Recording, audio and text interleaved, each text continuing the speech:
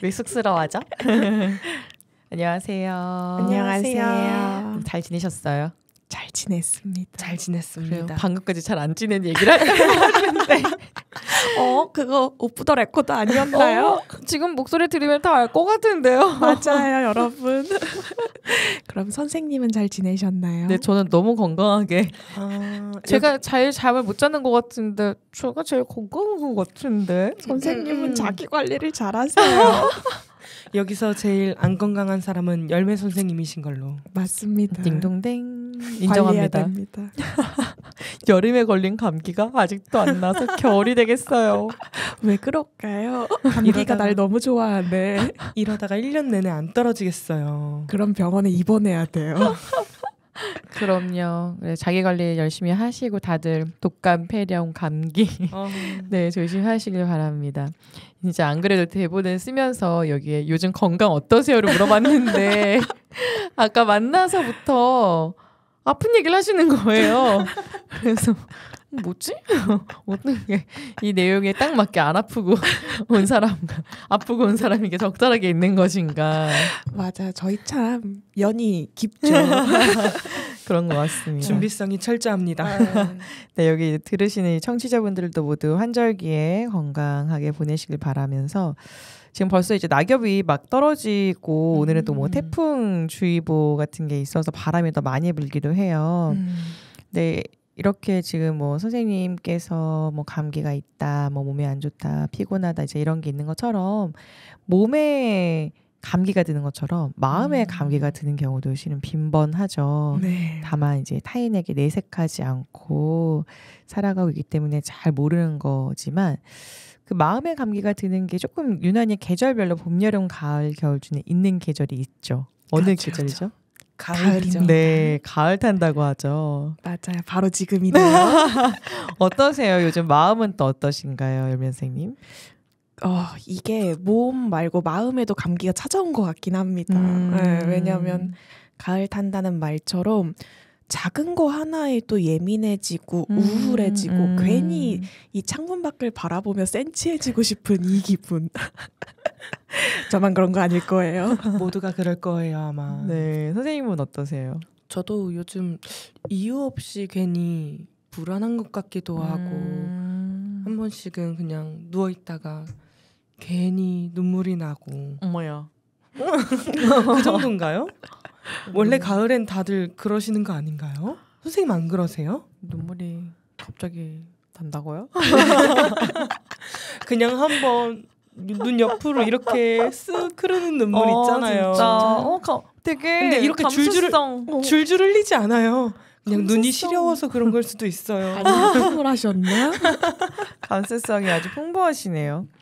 네, 저도 그런 것 같아요. 봄보다는 오히려 봄은 막 시작되는 것 같잖아요. 근데 가을은 마무리가 되어가서 그렇고 휑해서 그런지 맞아요. 네, 마음이 조금 차분해지기도 하고 조금 더 좋게 말하면 섬세함이고 조금 다르게 말하면 예민함이 있는 것 같아요.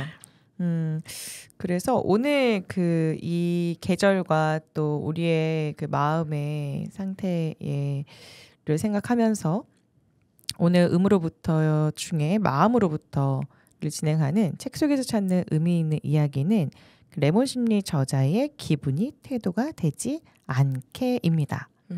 네, 저희가 벌써 세 번째 책을 이야기하고 있는데 처음 이 마음으로부터를 준비할 때는 돌아가면서 진행을 하자라고 얘기를 했었어요. 네.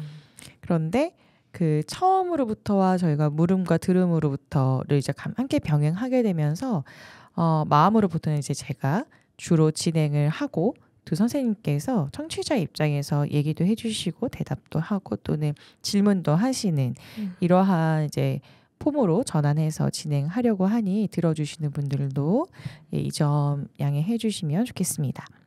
자, 그러면 이제 벌써 세 번째인 저희 마음으로부터 인사를 한번 해볼까요? 저 이제 잊지 않을 수 있어요, 여러분. 그렇게 저를 놀릴지 몰랐어요. 나 그거를 잘라서 그렇게 쓸 줄은 생각도 못했는데. 근데 저는 방금도 기대했어요. 혹시 자를 수 있는 게 생길까? 내가 실수하는 게 필요한 건가? 혹시 다시 유튜브 스타로 만들어 드릴 수 있을까? 아니 뭐 그게 조회수가 많지는 않던데 그냥 내가 보기에 민망하다. 나 실수 진짜 많이 하고 엉뚱한 얘기 정말 많이 하는구나라는 거를 다시 한번 깨달았습니다. 제가 한번 인사를 해보도록 하겠습니다.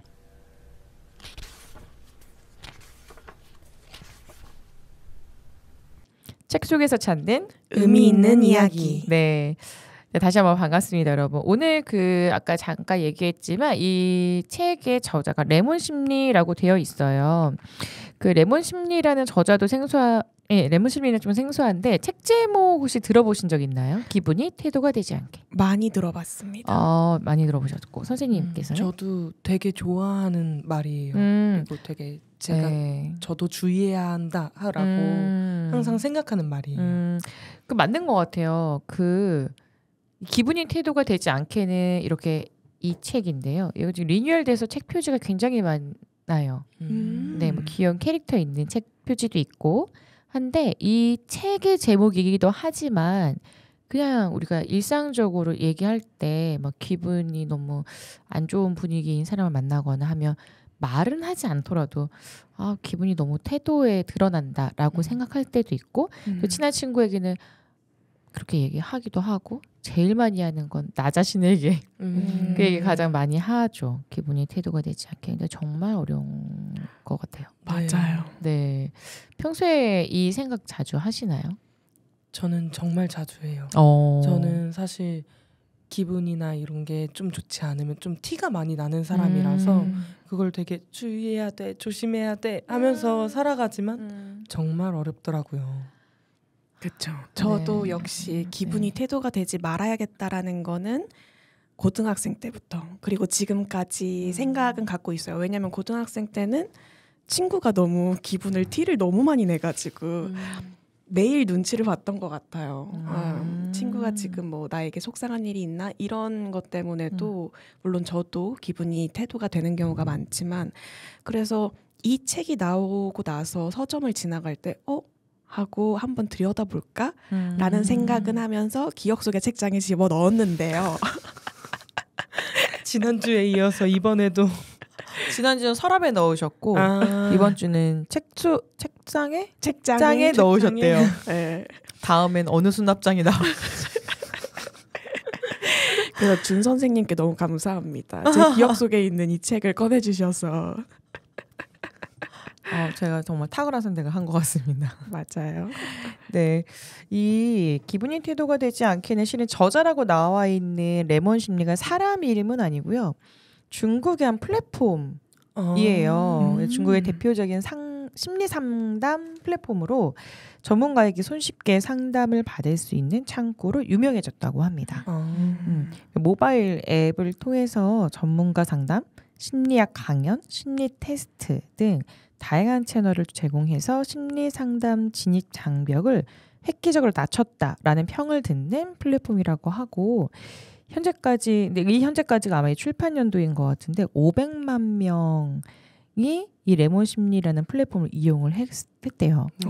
그 인기가 굉장히 많은 플랫폼인 거죠. 그래서 그 인기가 많은 거에 힘입어서 레몬 심리의 따뜻한 마음 단행본인 시리즈로 이제 계속 출간이 된 거예요. 예를 들어서 저희가 의미 있는 이야기인데 처음으로부터 마음으로부터 뭐 화음으로부터 들음으로부터 뭐 울음으로부터 이렇게 시리즈가 있는 것처럼 이 레몬 심리의 책도 시리즈였는데 그 중에 이 기분이 태도가 되지 않게가 시리즈 중에 가장 반응이 좋았대요. 그러니까 한 권이 아니고 이 시리즈가 여러 권인데 그 중에서 이 책이 가장 인기가 있어서 우리나라에서 이 책을 번역을 해서 한 거죠. 그리고 이 책 설명 중에 가장 제가 와닿았던 구절은 이 책은 기분에 조종당하고 감정에 휘둘리는 사람들에게 감정의 주인이 되는 방법을 소개하는 내용으로 구성되어 있습니다. 라고 설명이 되어 있어요. 너무 좋은데요. 네, 이게 정말 이 모든 거를 설명하지 않나요? 그렇다면 기분에 조종당하고 감정에 휘둘리는 사람들이 정말 많다는 거잖아요. 그렇죠. 아까 그 숫자 500만. 저만 해도 일단 그 안에 들어갈 것 같아요. 네, 다 들어가지 않을까요? 뭐 정말 뭐 0.0001%의 뭐 깨달음을 얻은 사람이나 뭐 이런 분들 제외하고는 다 들어가지 않을까. 그리고 우리가 모두가 원하는 감정의 주인이 되는 방법을 저도 찾고 싶고 선생님들도 찾고 싶으실 거고 들으시는 청취자분들도 찾고 싶으실 것 같아요. 그렇다면 우리가 정말 이 기분이 태도가 되지 않는 삶을 살고 있느냐? 이걸 한번 10가지 항목 중에 손가락 한번 꼽아보려고 해요. 재밌겠는데요? 그죠? 손가락 여러분 준비. 솔직하게 네. 꼭 네. 손가락 꼽아주시길 바라면서 네. 제가 한번 1번부터 얘기해보도록 하겠습니다. 첫 번째, 나 건드리지 마 라는 그 시그널을 온몸으로 뿜어낸다. 그 온몸으로 뿜어낸다가 뭔지 알죠? 네. 말만 안 했을 뿐 모든 제스처를 통해서 막 저 이미 손가락 하나 접혔어요. 뭐 그렇게 해서 어필한 건 아니고 선생님. 예시로 들은 거예요. 그쵸, 제 얘기 아니죠 이거? 그럼 저는 그런 줄 몰랐는데. 자, 첫 번째였고 두 번째, 회사에서 뺨 맞고 집에서 눈 흘긴다. 네. 부모님께 죄송합니다. 2개가 접혔네요. 왜 진짜 집에 들어갔는데 문 벌컥. 그 알아요? 도어락 번호 누를 때부터 알잖아요. 띠 평소에 띠였는데 비비비비비 막 이렇게 맞아요. 벌컥 쾅 맞아 그 쾅. 맞아요. 두 번째 이 내용이었고요. 세 번째, M1 후배에게 빽 하고 신경질을 낸다. 이거 실은 회사에서 후배지만 집에선 그냥 누워있는 동생, 배 깔고 누워있다가 한 방 얻어맞은 동생 이런 거 생각하면 전 엄마. 그럴 수 있죠. 그럴 수 있을 것 같아요. 자, 네 번째, 친한 친구를 감정 쓰레기통으로 삼는다. 이게 좋게 말하면 친한 친구에게 털어놓고 뭐 나의 스트레스 좀 풀고 이것도 하나의 그 해소 방법인데 이게 조금 과하면 이 안 좋은 감정을 여기에다 다 쏟아내고 나는 괜찮아. 이러한 경우들도 있죠. 또는 이 화를 주체하지 못해서 누군가에게 털어야 할 때 정말 맥락도 없이 야, 기분 진짜 나빠.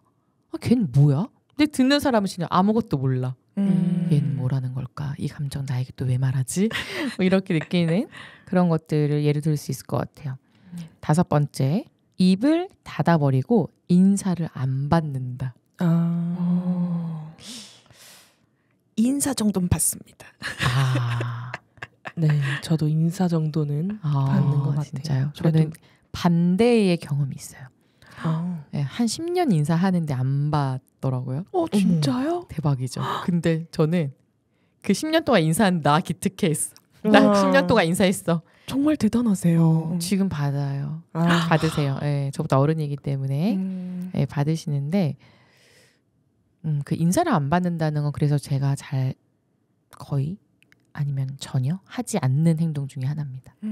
네, 인사 꼭 받습니다. 인사도 기본 예의잖아요. 근데 선생님도 인사 정도는 받습니다라는 건 다른 건 안 한다는 거 아니에요? 다른 거는 이제 또 그렇죠. 이따가 또 말씀드리겠습니다. 네. 여섯 번째, 키보드. 이거 너무 웃겨. 키보드를 부실 듯이 두드린다. 다다다다다다. 뭔지 알죠? 사무실에 아무도 말 안 하는 사무실에 맞아요. 정막이 흐르는데 막 다다다다다다다 막 있죠. 요즘은 무소음 키보드 그래서 인기 많습니다, 여러분. 내 기분이 태도가 되지 않게. 네, 내가 아무리 두드려도 소리가 나지 않는 키보드를. 티가 나지 않는. 네. 들으신 분들 잘 꼽아보세요. 네. 자, 일곱 번째. 화풀이 대상은 만만한 사람으로 골라서. 근데 이건 그런 것 같아요.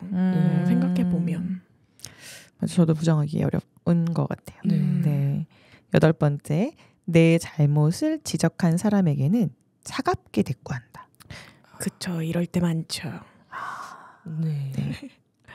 아홉 번째. 일부러 툴툴대고 고집을 부린다. 그렇습니다. 진짜 그 땡꼬집 진짜 그런 거 있는데 말도 안 되는데 끝까지 우긴다. 그렇게 말씀하시니까 접어야겠어요. 순간 생각났어요. 저 아닌 줄 알았는데 네. 고집 부리는 것 같아요. 제법. 그런 거 있잖아요. 안 추워. 안 춥다고. 대표적으로 이런 거 알죠? 맞아요. 누가 봐도 입술이 파란데. 괜히 고집 부리고. 진짜 이유 없는 고집. 맞아요. 예, 이런 게 있고요. 마지막 남의 사소한 실수를 쥐잡듯이 물고 늘어진.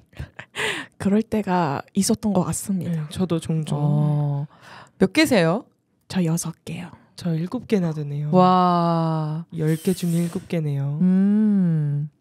실은 저는 아까 그 인사 안 맞는 거 빼고 감정 쓰레기통 빼고 8개인 것 같아요. 근데 약간 좀 이게 우리가 실생활에서 주변에서 너무 많이 보는 예시들이잖아요. 맞아요. 제가 하기도 하지만 제가 당하기도 하는 네. 옆 사람의 그런 제스처. 네. 이런 걸 경험한다는 거가 우리가 정말 충분하게 기분이 태도가 되는 상황들을 정말 많이 마주한다 라는 지표로 볼 수 있을 것 같아요. 뭐 6개, 7개라서 많다 이런 의미는 아니고요. 사람들은 다 대부분 이렇다라고 이제 생각하시면 되지 않을까. 이 10개 항목 중에서 가장 많이 공감되는 사항 있다면 한 가지 꼽아볼까요? 저는 사실 처음에는 시그널을 온몸으로 뿜어낸다 였거든요. 왜냐면 사실 저랑 열매 선생님이랑 한동안 되게 오래 걸어야 하는 시기가 있었어요. 같이 이제 걷는데 저는 힘들면 컨디션이 안 좋고 하면 표정이 일단 굳어요. 표정이 굳고 말이 없어져요. 즐겁게 걷다가도 말이 없어지고 앞에 조심해 라고 얘기를 해줘도 응 이러고 말아요. 무서워.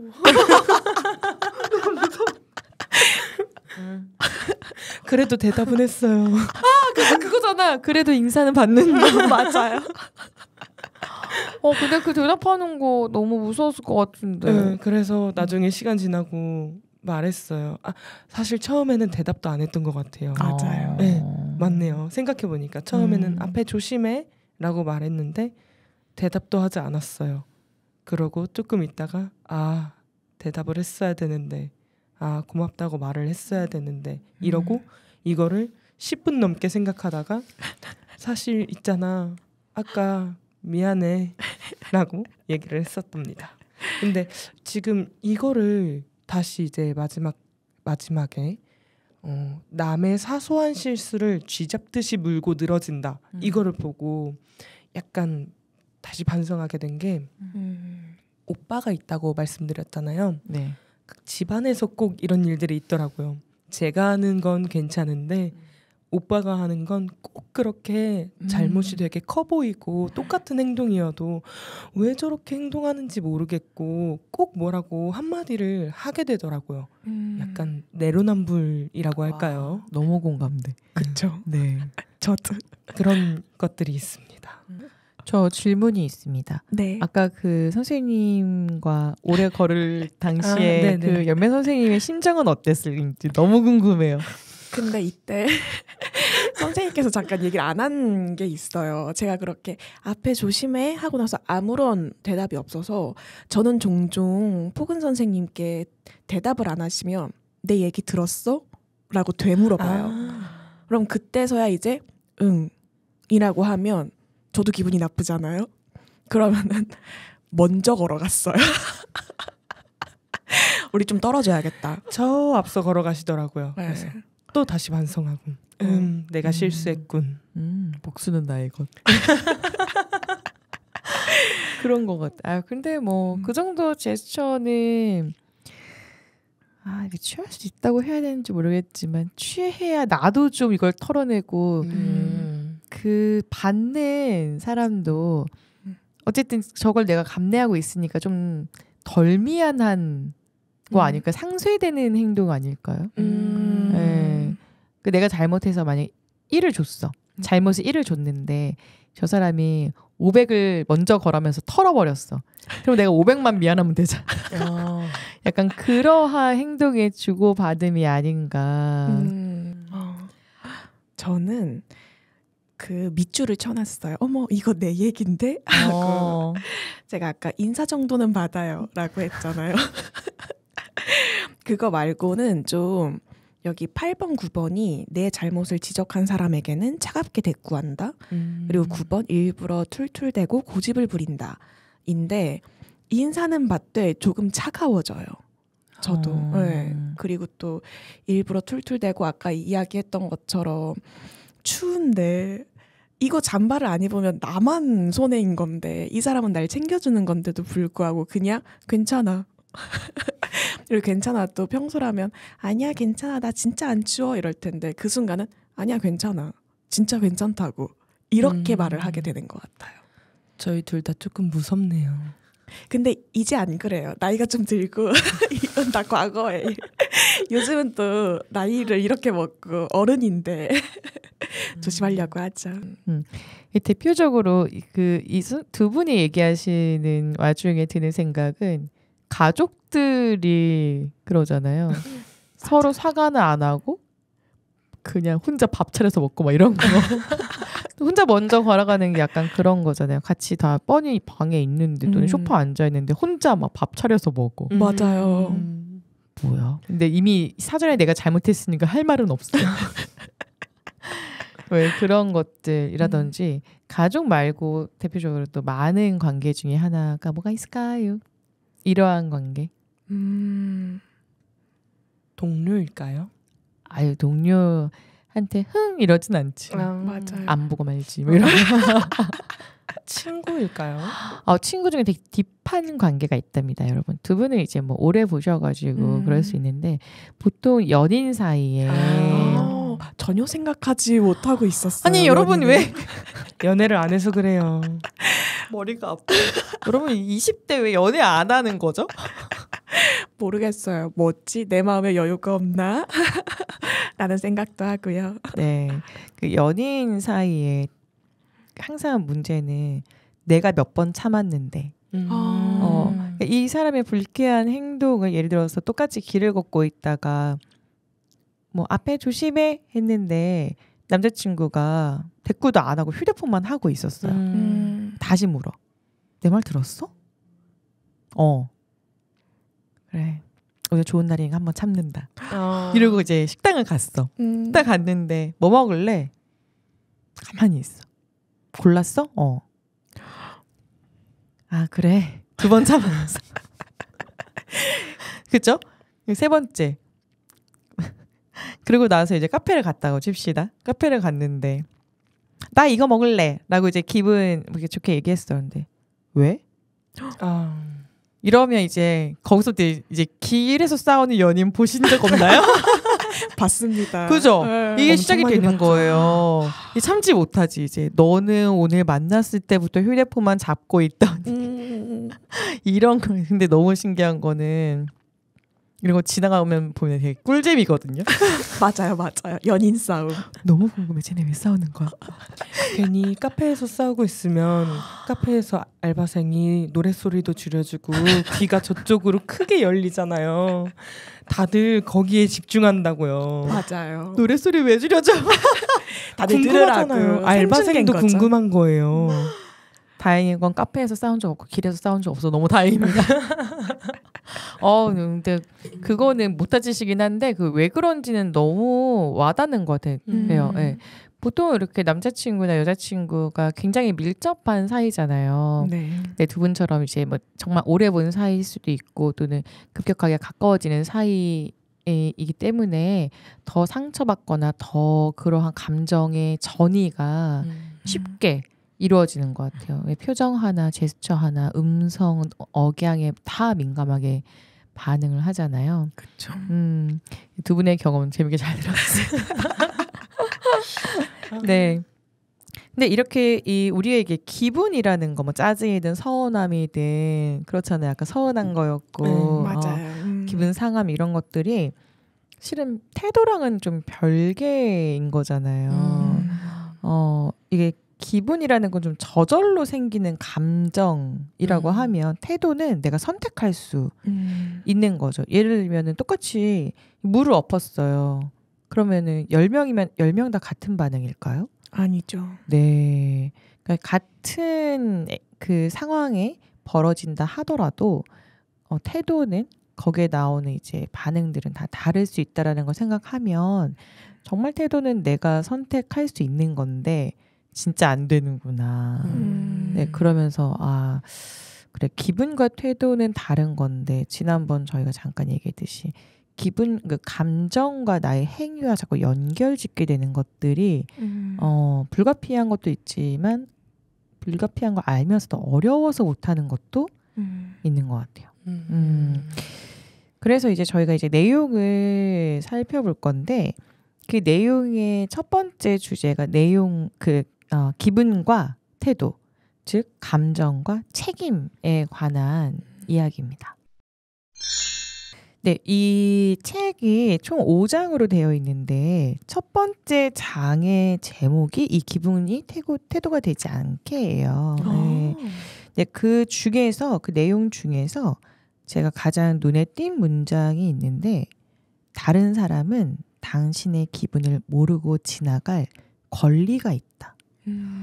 이 문장이 저는 이 모든 걸 통틀어주는 설명이라고 느껴지더라고요. 타인의 감정 나 모르고 싶은데 강제로 알게 되는 거잖아요. 맞아요. 네. 예를 들어 볼까요? 우리는 뭐 친한 사이니까라고 하지만 버스를 탔어. 근데 기사님 오늘 기분이 안 좋네. 경적을 막 울려. 나는 오늘 너무 기분 좋게 나왔는데 타인의 감정을 몰라도 되는 상황인데 억지로 강제로 알게 되는 상황. 그 말이 되게 그래서 와닿았고 또 반대로 제 감정을 뭐 같이 있는 사람들이 굳이 알 필요 없는데 굳이 그 태도를 취해서 알게 됨으로써 상대방을 가시방석에 앉게 만들거나 되게 눈치 보는 상황을 만드는 네, 그런 것들이 생각이 나면서 생각보다 의식하지 않으면 이런 일들이 너무 빈번하게 일어날 수 있겠다. 그런 생각을 했습니다. 맞아요. 네, 그래서 우리는 내 감정이 내 책임이라는 거를 꼭 인지를 해야 한다. 이게 이 첫 번째 장의 내용이었어요. 선생님이 이 말을 들었을 때 혹시 생각나는 일화라든지 뭐 그동안 생각했던 내용이 있을까요?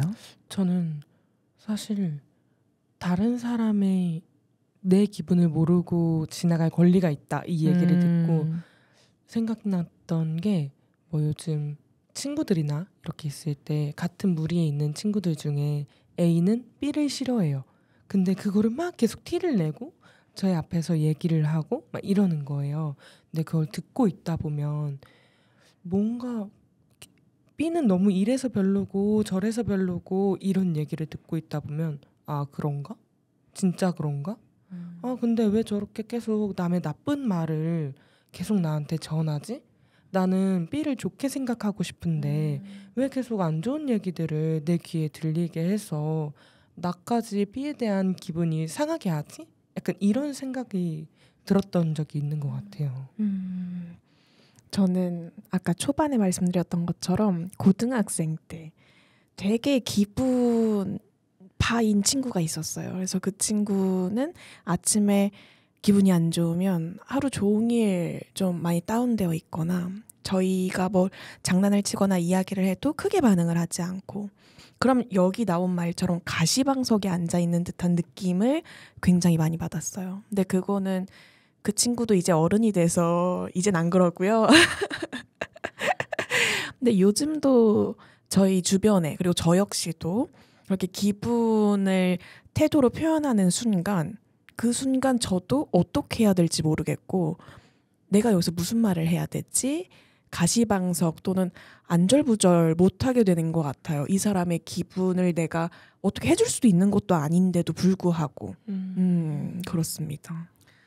그러니까요. 이게 내가 알고 싶지 않은 정보를 자꾸 주잖아요. 네, 우리가 그 정보의 홍수 속에 살고 있으면서 선택적으로 뭐 이걸 선택해서 내가 취해서 뭐 사용할 수 있다라고 하지만 이 감정은 조금 다른 문제인 것 같아요.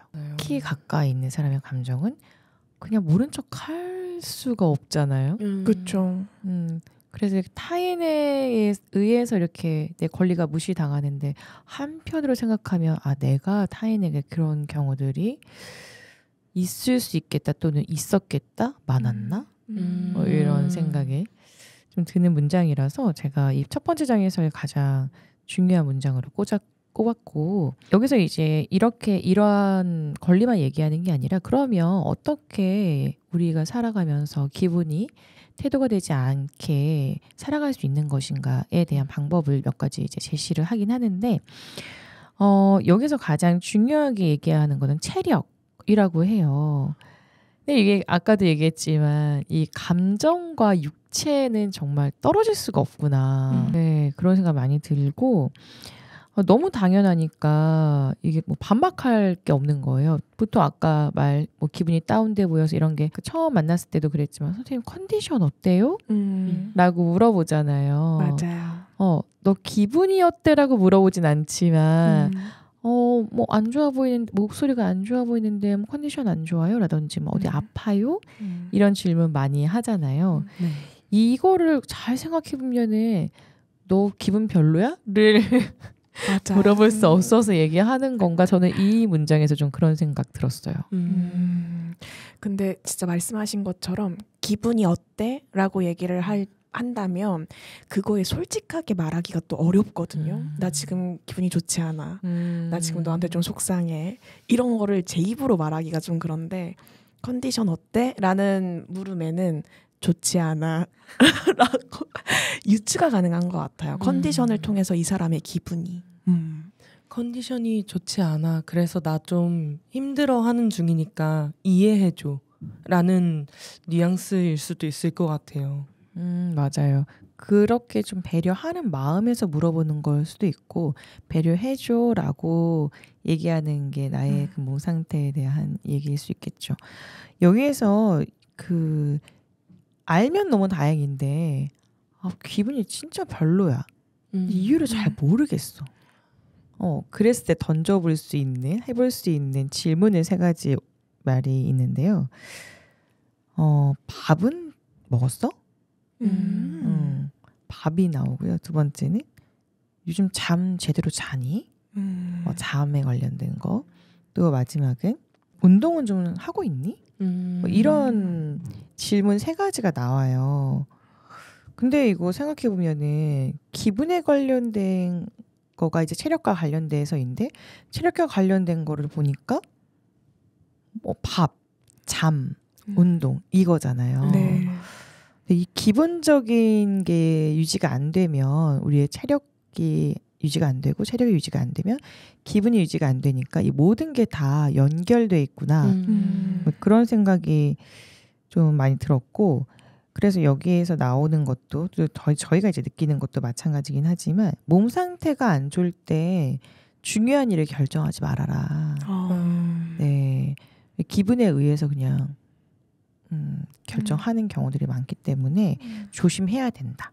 이런 얘기가 이제 이 1장에 많이 나오는 얘기입니다. 너무 공감돼요. 약간 너무 피곤하고 이럴 때 그냥 알아서 해 이랬는데 나중에 보면은 이걸 내가 했어야 되는데 내가 이걸 했어야 되는데 왜 그랬지 이렇게 후회하게 되는 경우가 정말 많은 것 같아요. 특히 단톡방 갑자기 지나간 일들이 떠오르면서 아득해지고요. 상상하고 싶지 않아지고요. 떠올리고 싶지 않아요. 단톡방에 2가지 경우에 제가 얘기하고 싶은 건 2가지인데 내가 그날 기분에 의해서 그 수십 명 있는 방에 으르륵 하고 던졌어.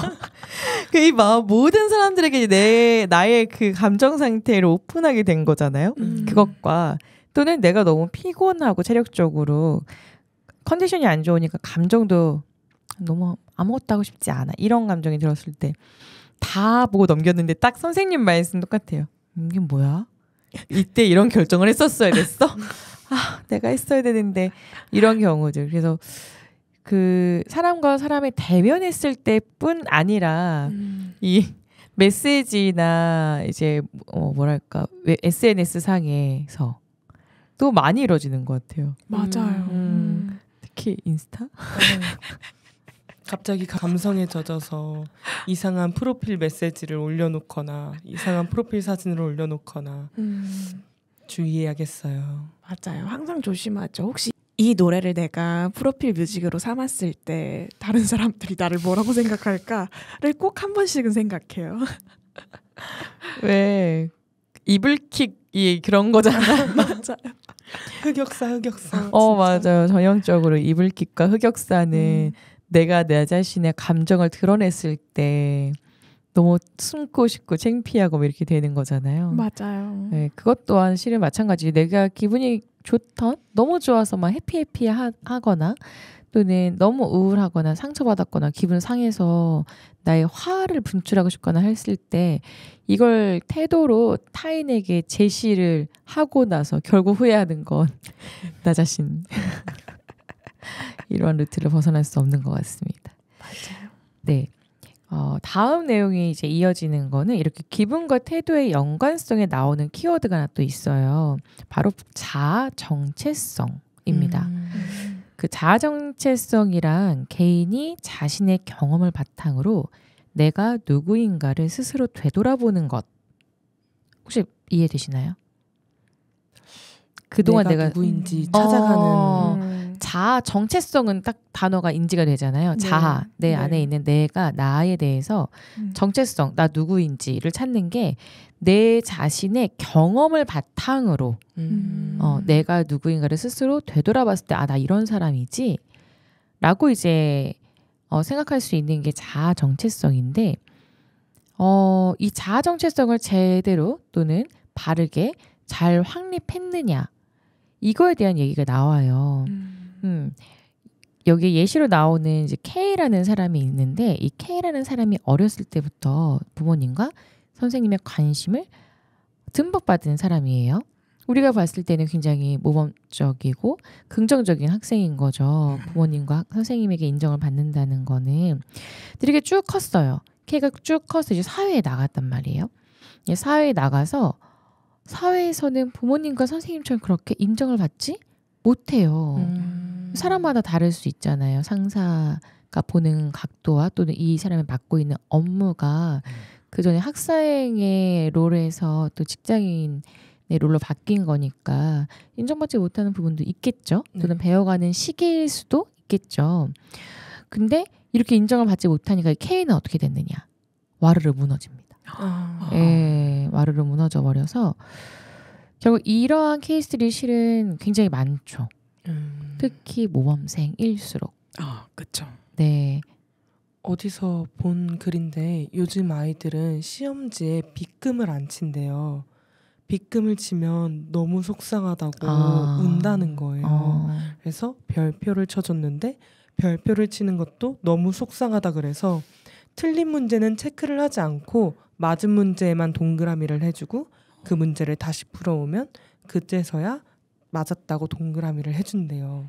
그래서 그 얘기를 듣고 정말 그렇구나. 마음이 약하구나. 어린 친구들은 아직 그런 생각을 했었답니다. 근데 좀 공감해요. 제가 한동안 입시를 하면서 문제를 많이 풀었는데 틀린 게 많은 날은 진짜 우울해지거든요. 그래서 저도 한 번은 빗금을 안 친 적이 있어요.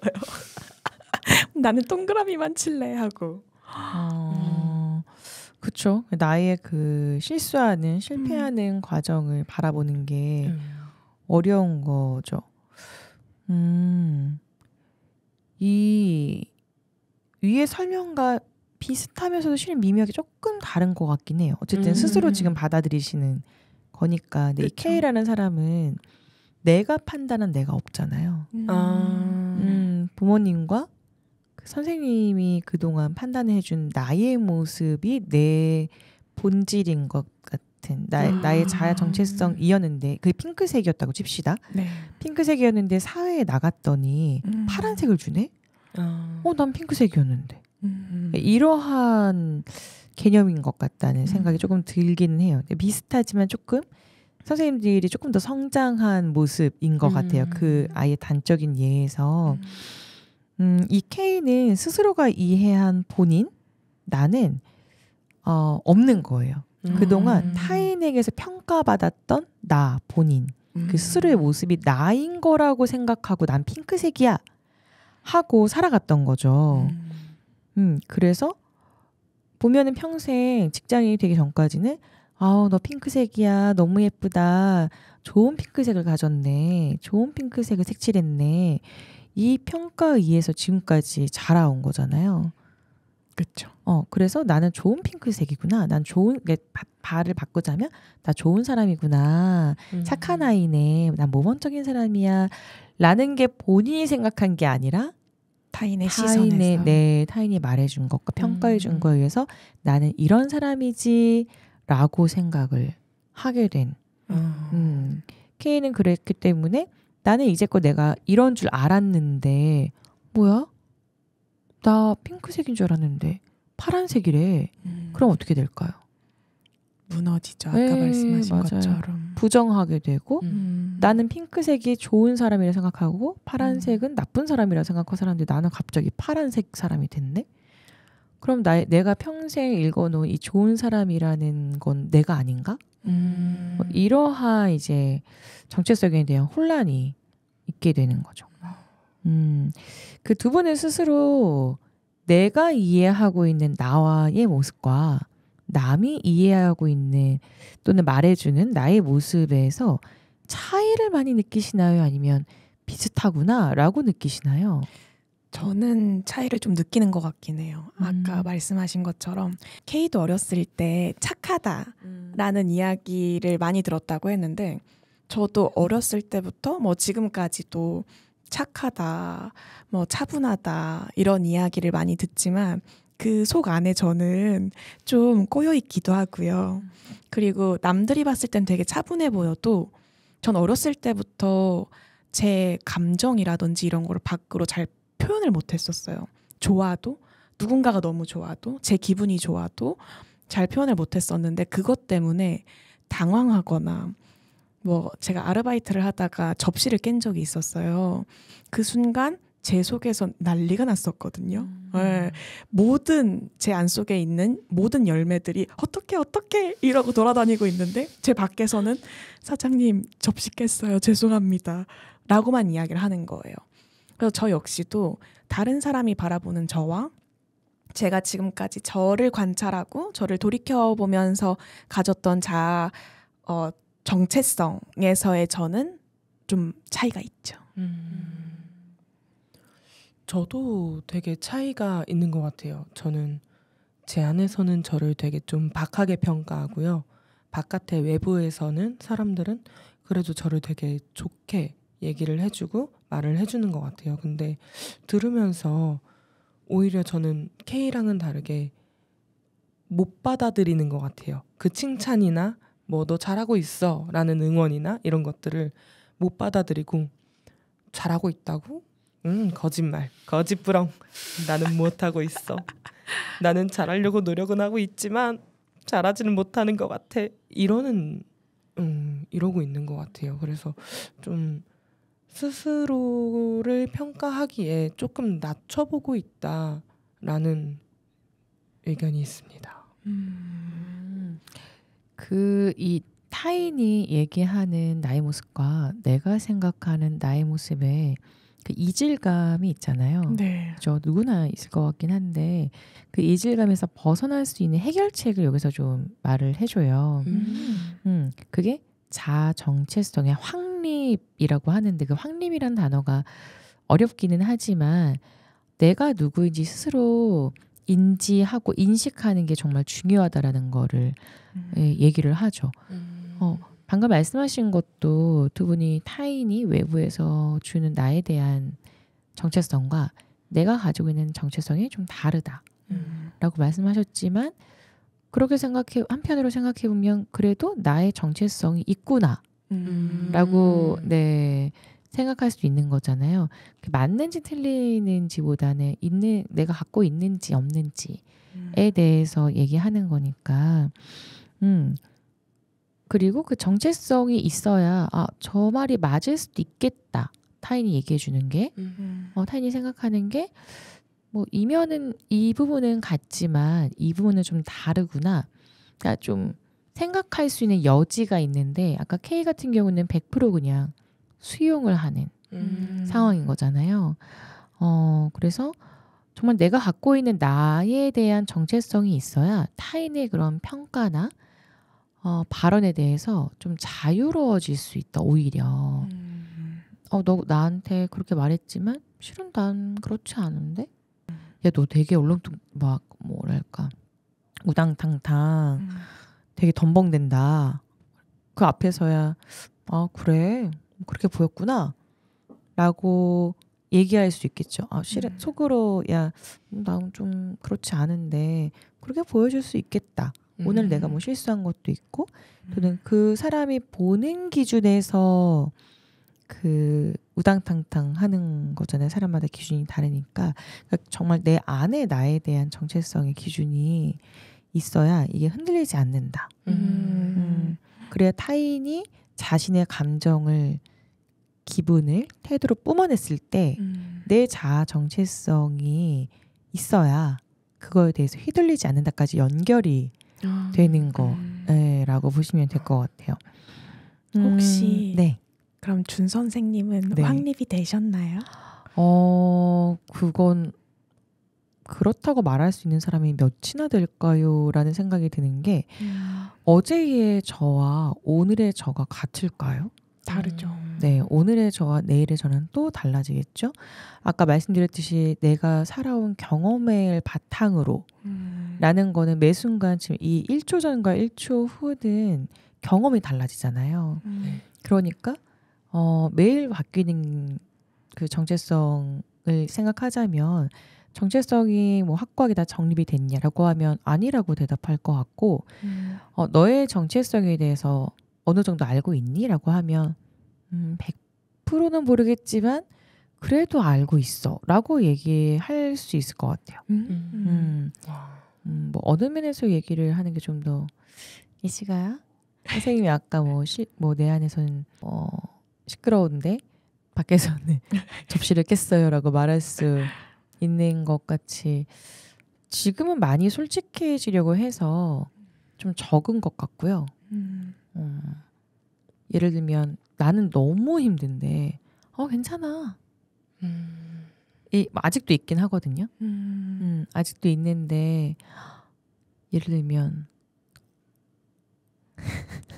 선생님 미안해요. 늦게까지 통화해서 미안해. 라고 하는데 아니야 나도 얘기해서 물론 진짜 그건 좋았거든요. 근데 3시간 반 통화하는 저도 말 많이 했지만 제가 어제 4시에 잤거든요. 1시 45분에 3시간 반의 통화를 끝내고 괜찮아 잘 자. 진짜 미안하다 진짜. 근데 진심으로 좋긴 했어. 저 목소리와 선생님의 표정과 이 자세가 너무 웃겨요. 근데 이게 진짜 둘 다 저이긴 해요. 이 대화를 하는 게 너무 좋은데 항상 저는 괜찮아라는 말을 정말 많이 하거든요.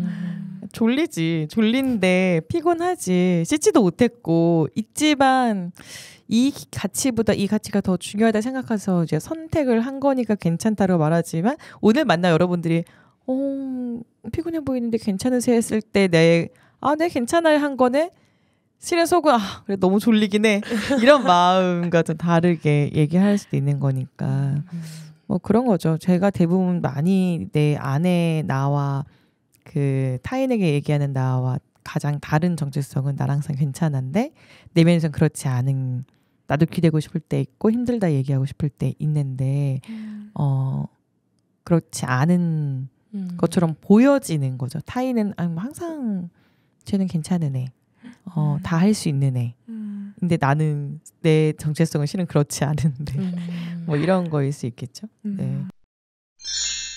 그렇습니다. 정체성이라는 건 가장 계속 바뀌는 것 같아요. 정말 이러한 얘기조차 실은 쉽게 꺼내지 못했던 제 정체성이 있었던 시기도 있었고 이제는 그래도 얘기할 수 있는 저인 지금의 모습도 있는 것처럼 계속 바뀌어가는 게 아닐까. 그래서 우리가 그 때때로 또는 중간에 어려울 때 나를 새롭게 인식할 수 있는 질문이 있어요. 4가지가 있는데 첫 번째는 나는 누구인가? 나의 본성은 어떤가?를 질문을 본인에게 해보는 거. 두 번째는 나는 어떤 사람이고 나의 장점은 무엇인가. 세 번째는 나는 어떤 사람이 되고 싶은가. 나의 소망과 이상은 무엇인가. 네. 그리고 마지막 나는 어떤 사람이 되어야 하는가. 나의 도덕성과 가치관은 무엇인가. 네, 이거를 뭐 다 개별적으로 듣자고 하면 이제 오래 걸리기도 하고 또는 누구세요라고 물었을 때 대답하기 어렵잖아요. 이름만 얘기하죠. 지금 질문 4개 듣는데 네. 어느 하나 쉽게 대답할 수 있는 게 없네요. 네, 맞아요. 어려워요.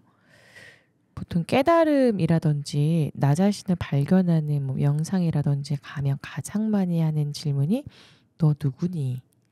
또는 나 자신에게 나는 누구니? 를 묻는 작업이 꼭 들어가 있어요. 그만큼 중요하고 그만큼 어렵기 때문인데 여기서도 이 질문들을 보면 결국 나라는 사람에 대해서 자주 생각하고 자주 만나야 된다. 이러한 해석을 할 수 있지 않을까 그런 생각이 들고 약간 지금은 되게 아무렇지 않게 얘기하고 있지만 실은 그 나라는 거를 객관적으로 바라보는 나는 누구인가를 한다고 했을 때 약간 내 친한 친구 열매는 누구야? 를 얘기하는 것처럼 받아들이는 게 설명하기 좀 쉽지 않을까. 그래서 그 열매란 친구랑 친해지는 것처럼 나 자신과 친해지는 그러한 시간이 필요하다라는 얘기를 하는 것 같아요. 와, 나 자신과 친해지기 위해서 노력해 본 적이 있나 싶어요. 가끔 혼자 카페에 나가서 혼자 시간을 보내봐야지 하고 나가서도 너무 심심한 거예요. 너무 심심한 거예요. 그래서 친구들한테 전화를 돌려요. 뭐하니? 어디니? 카페 나오지 않을래? 저는 혼자 있는 걸 잘 못 견뎌 하는데 와, 의외예요. 아, 그래요? 네. 저는 사람 만나는 거 정말 좋아하고요. 옆에 사람이 있으면 신나고요. 네, 그래서 옆에 꼭 열매 선생님이 있어야 해요. 한 사람이라도. 한 사람이라도. 네, 그래서 오늘 선생님 말씀하시는 걸 들어보면서 나랑도 좀 놀 줄 알아야겠다. 나랑도 진짜 내 얘기도 들어보고 너 요즘 뭐하고 지내니? 요즘 어떠니? 약간 이것도 진짜 필요하겠구나 하는 생각이 드네요. 중요하죠. 저는 또 혼자 있는 걸 좋아하다 보니까요. 집에서 혼자 누워있기도 하고. 근데 가끔 그렇게 누워있거나 앉아있거나 혼자 있는 시간을 보내다 보면은 예전의 기억을 돌이켜볼 때가 좀 많아지는 것 같아요. 그러면서 그때 내가 이런 행동을 했었지. 그때 내 감정은 이랬지. 그러면 안 됐었는데 앞으로는 이렇게 해야지? 라는 시간이 들어가 있는데 그때마다 좀 저를 발견하고 제가 나아갈 길을 조금씩은 찾게 되는 것 같아요. 준 선생님은 혹시 자신과 많이 친해지신 것 같으신지 그런 시간을 많이 가지시는지.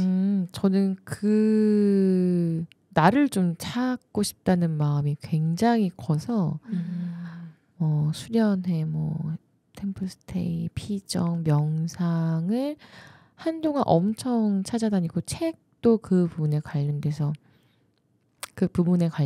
많이 읽고 그리고 주변에 이제 제 지인들과 이야기도 많이 하고 나는 이게 조금 질문은 다르긴 한데 나는 왜 이럴까?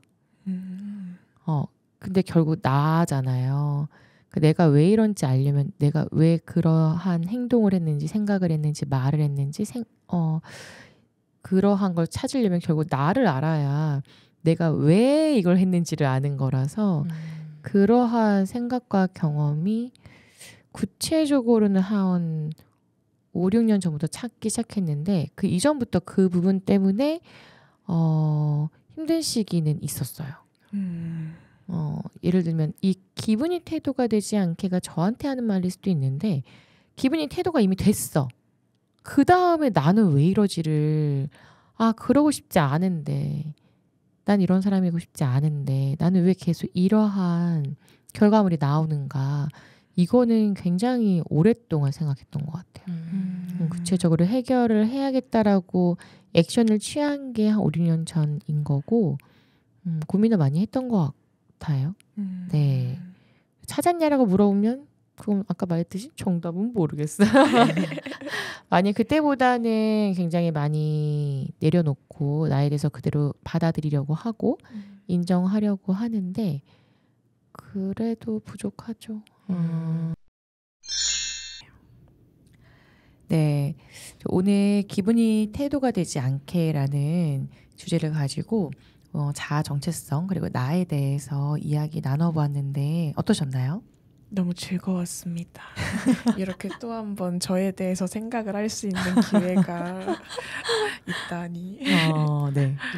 약간 부끄러워졌고요. 오늘 부끄러운 얘기를 좀 많이 한 것 같아서 저의 못난 모습이 좀 많이 얘기가 나온 것 같아가지고 조금 부끄럽긴 하지만 이게 전데요. 어떡하겠어요. 여러분 부끄러운 건 전데요. 지금 나 어떻게 하자. 아까 그 얘기 괜히 했나 봐. 아니에요. 귀여워요. 이렇게 자꾸 그 말을 제가 들으면서 그런가? 라고 정체성이 흔들리기 시작했다. 나는 귀엽다. 선생님은 귀여우시다. 아유 감사합니다. 좋게 봐주셔서. 네, 오늘 이 기분이 태도가 되지 않게는 여기서 끝은 아니고요. 다음 주에 다시 이어지는 내용으로 좀 더 깊이 있는 기분이 태도가 되지 않게의 내용을 다룰 거고 오늘까지는 나에 대해서 좀 더 생각해보는 시간을 가지는 내용으로 이야기 다루었습니다. 다음 주까지 여러분들도 나는 누구인지 그동안 나는 어떻게 살았는지 내 경험을 바탕으로 지금의 나의 모습이 어떠한지 생각해보시는 시간 되셨으면 좋겠고 오늘 마무리 인사 한번 해볼까요? 좋습니다. 네, 제가 해보겠습니다. 책 속에서 찾는 의미 있는 이야기. 네, 감사합니다 여러분. 감사합니다. 다음에 봐요. 안녕.